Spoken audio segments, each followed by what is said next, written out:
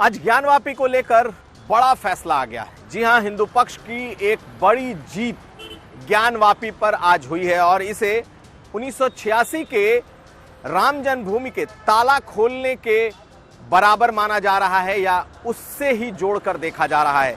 जैसे 1 फरवरी 1986 को जब उस वक्त का जो विवादित ढांचा था, जो जिसे बाबरी मस्जिद भी कहा जाता था, उस दौरान जब अदालत ने उस जगह के ताला को खोलने का निर्देश दिया था, कुछ वैसा ही फैसला आज ज्ञानवापी पर भी आया है, ऐसा माना जा रहा है।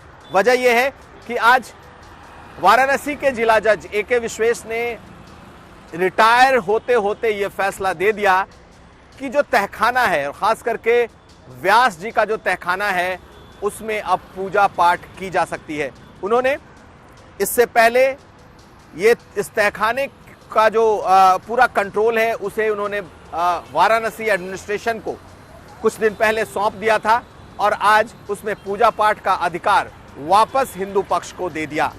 साथ साथ ये भी कह दिया कि 7 दिनों में वहां पूजा पाठ की व्यवस्था कराई जाए। यह हिंदू पक्ष के लिए बहुत बड़ी जीत है, क्योंकि अगर हम इस पूरे परिसर को समझें तो साफ तौर पर नजर आता है कि जो व्यास जी का तहखाना है, दरअसल ये बाबा विश्वनाथ के कॉरिडोर से बिल्कुल सटा हुआ है।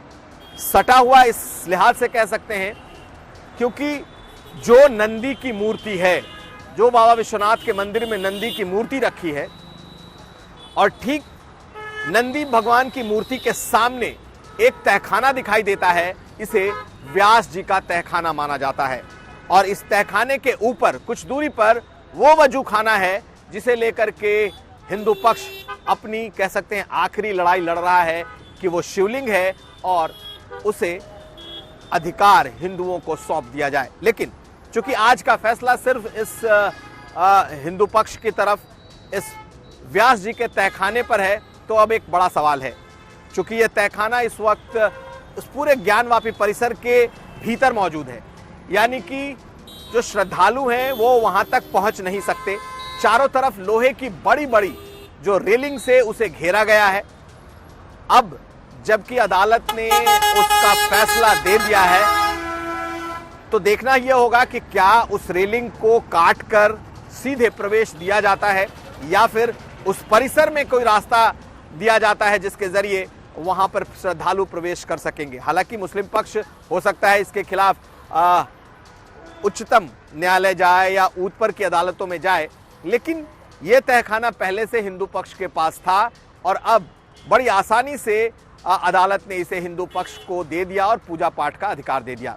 एक बात और, चूंकि यह परिसर ज्ञानवापी परिसर है, इसमें ज्ञानवापी मस्जिद भी है, लेकिन 3 तरफ से इस पर सुनवाई चल रही है। एक पश्चिमी जो हिस्सा है उसका, वहां पर माता श्रृंगार गौरी को लेकर के मामला चल रहा है, हालांकि उस परिसर के बाहर उनकी पूजा होती है। दूसरा वजूखाना, जिसमें कहा जा रहा है कथित तौर पर कि शिवलिंग मिला है और अब उसकी लड़ाई हिंदू पक्ष लड़ रहा है, लेकिन उसी परिसर के भीतर जो पूरी तरीके से लोहे के गेट से घिरा हुआ है, अब इस तहखाने में इजाजत मिल गई है।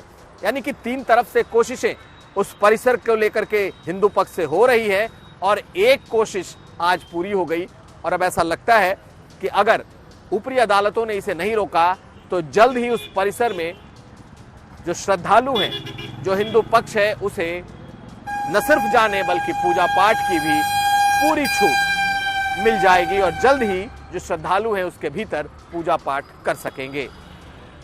हमारी नजर बनी रहेगी कि आखिर अब ये पूजा पाठ अगर शुरू होता है तो फिर इसमें क्या क्या और कदम उठाए जाते हैं। कुमार अभिषेक, यूपी तक।